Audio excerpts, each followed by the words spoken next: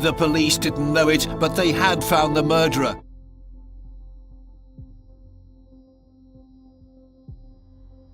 Ted Bundy. Ted Bundy's charismatic facade and handsome appearance are said to have helped him catch unsuspecting young women and girls off guard, resulting in their brutal deaths.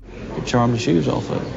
He was an enjoyable, likable, attractive person. He's confirmed to have killed at least 20 people before his final arrest and conviction in the late 1970s. On July 14, 1974, Bundy was reportedly seen approaching women on a beach in Issaquah, Washington. Posing with his arm in a sling, he would ask for assistance. Then they were gone. However, he didn't emphasize subtlety. Witnesses say Bundy identified himself to his victims as Ted in clear earshot. His Volkswagen Beetle was also in plain sight. Help him put a sailboat on top of a car and police put out a sketch.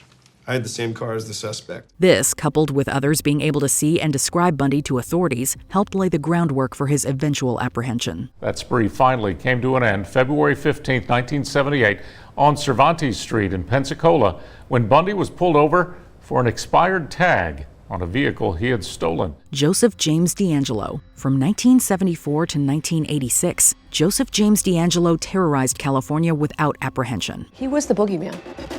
He was the man in the bushes that we didn't know who he was, and we didn't know when he was going to strike again. Known by various monikers, including the Visalia Ransacker, the Original Night Stalker, and the Golden State Killer, DeAngelo, a former police officer, was finally apprehended in 2018. We found the needle in the haystack, and it was right here in Sacramento. The Sacramento Police Department received numerous calls from someone claiming to be responsible for his crimes. In one instance, on December 10, 1977, a call was made indicating he would be on Watt Avenue that evening. Early the next morning, a masked man riding a bicycle evaded capture while on the Watt Avenue bridge. He was seen again 2 hours later, at which point he ditched the bike and ran off on foot. Though never confirmed to be DeAngelo, it did fit his MO of wearing a mask to cover his face. Do you feel any remorse for what you did to me? For the people whose lives you sadistically cut short? Or for the years of pain to your victims and their family? Edmund Kemper. A routine traffic stop was nearly the undoing of Edmund Kemper, known as the co-ed killer for its tendency to target women in college hitchhiking around Santa Cruz County, California. Cynthia Ann Shaw was last seen as she left her Santa Cruz home, saying she intended to hitchhike to classes at Cabrillo College. But there is no clue to her whereabouts. On May 7, 1972, Kemper picked up Fresno State University students Mary Ann Pesch and Anita Mary Lucchesa, killing them in a wooded area and driving home with their bodies in his trunk. He told detectives that holding the girls at gunpoint, he had forced Anita to climb into the trunk. On the way back, he was stopped by a police officer for a broken taillight. However, there was no apparent cause to search his trunk, so Kemper was free to go on his way. His killing spree continued until April of the following year, when he was arrested. He feels no guilt. It's all about him, and no compassion whatsoever. Robert Pickton. Robert Pickton might not be quite as infamous as some of the other names on this list, but his crimes are no less shocking. He's a man who lives in a trailer in the midst of his farm, who is trained as a butcher, who, in a way, rejects society. Known as the Pig Farmer Killer, he killed at least 26 women between the late 90s and early 2000s. He targeted sex workers living in an impoverished area of Vancouver. These women were, they weren't out there because they enjoyed it. They weren't out there because it was a choice for many of them. They were out there to survive. And as his moniker indicates, he worked as a pig farmer. He had been considered a suspect as early as 1998. And in 1999, a witness told police she had seen a murdered body in his slaughterhouse. This received no follow-up, however. It wasn't until February 22, 2002 that Pickton was finally apprehended.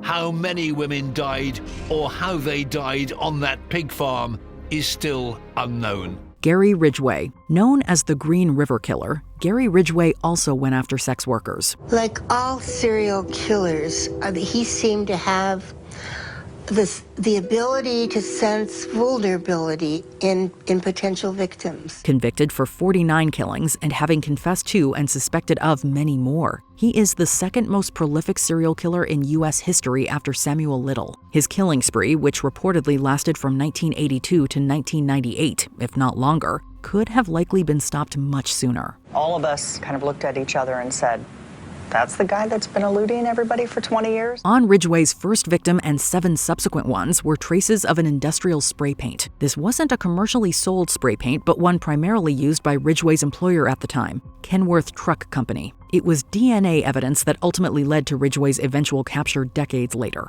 But years of investigating and multiple lives could have been saved with closer examination of this one detail. The one thing that I want you, Jerry Ridgway, to know, I was that daughter at home, waiting for my mom to come home. Peter Sutcliffe. It's not uncommon for serial killers to be questioned by authorities years before they're actually caught. The relief that the man behind these horrible offenses had finally been caught and was behind bars was immense. That's what happened with Peter Sutcliffe. Known as the Yorkshire Ripper, he targeted female victims, many of them sex workers, often attacking with a hammer. Sutcliffe was one of 5,000 men questioned in the murder of Jean Bernadette Jordan. However, he had an alibi of attending a family party, which was corroborated. It would not be the last time Peter Sutcliffe slipped through the fingers of the authorities. This wasn't a lone incident, as Sutcliffe was interviewed 9 times by authorities before he was finally caught. Many have since criticized the West Yorkshire police for their poor handling of this investigation, which allowed Sutcliffe to evade capture multiple times over. Why he did it? Only he knows. Paul Bernardo. Paul Bernardo is a Canadian serial killer who committed his horrific crimes with his wife, Karla Homolka, earning them the moniker of the Ken and Barbie killers. They were attractive looking, they were intelligent, they were in love. The idea that these were the bad guys, that they were capable of doing anything so vile, is something that's hard for us to comprehend. Perhaps most disturbingly, one of the victims was Karla's sister, Tammy. During their investigation, the police questioned Bernardo multiple times. He even volunteered his DNA. However, this wasn't tested for another 2 years. Anytime offenders come into contact with the police and they don't end up in handcuffs, they're emboldened. They think they're better, smarter than the police. In another instance in 1989, a police officer staking out a bus shelter reportedly spotted Bernardo hiding underneath a tree and chased after him on foot before he escaped. Paul Bernardo insisted right from the beginning, and I'm sure does to this day, that he was not the killer and that Karla was. John Wayne Gacy, one of the most notorious serial killers. John Wayne Gacy was known as the Killer Clown for his previous work as a children's entertainer. Even with my kids, they all loved when he was posed as a clown. He would lure victims to his home and hold them captive, abusing and then eventually murdering them. At least 33 victims have been tied to Gacy. It was his 3rd victim, however, that initially started raising suspicions. 18-year-old John Butkovich previously worked for Gacy's contracting business. His father called the police, saying Butkovich had planned to confront Gacy the night of his disappearance. However, Gacy was questioned and claimed that Butkovich had come by with 2 friends regarding overdue pay and left. And this youth police, he told me, he talked with the Gacy refused to talk to him. And he should know right away something wrong. It wasn't until 1978 that the body of Butkovich and 26 others were found on Gacy's property. Gacy never once showed an ounce of remorse. And people have asked me, well, Gacy had to be nuts. Gacy was not nuts. Gacy was evil. Jeffrey Dahmer. Even for a serial killer, the crimes committed by Jeffrey Dahmer are unspeakably horrific. The name Jeffrey Dahmer has become synonymous with evil. Known as the Milwaukee Cannibal, he brutalized 17 victims from 1978 to 1991.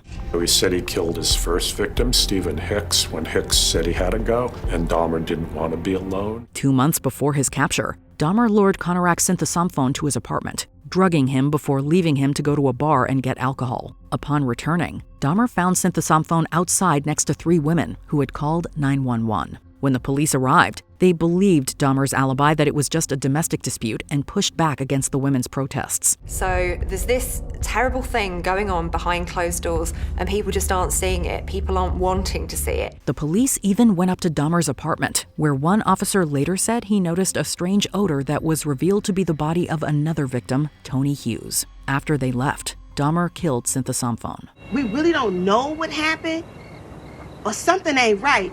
The Zodiac Killer. This is the only serial killer on our list to never be caught. The Zodiac Killer killed at least 5 people in San Francisco's Bay Area from December 1968 to October 1969. Amid the chaos were a series of letters and 4 coded messages, signed simply, the Zodiac. His final confirmed kill was that of cab driver and doctoral student Paul Stein. This was seen by 3 teenagers in a house across the street. They apparently didn't hear a gunshot, but they noticed some sort of commotion out here. They called the police, describing a, quote, husky white man wearing, quote, a dark or black jacket. However, the dispatcher told the San Francisco Police Department the suspect was black. The Zodiac later claimed to have been a supposed witness who was briefly questioned by officers. Due to the miscommunication with the dispatcher, he likely got away. Though there have been multiple suspects, his identity remains unknown. That was one of his probably major motivations was, look at me, you'll never catch me.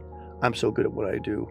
I'm such a coward. Why do you think serial killers are the subject of such fascination? Let us know in the comments. Don't get up. Check out these other clips from Watch Mojo, and be sure to subscribe and ring the bell to be notified about our latest videos.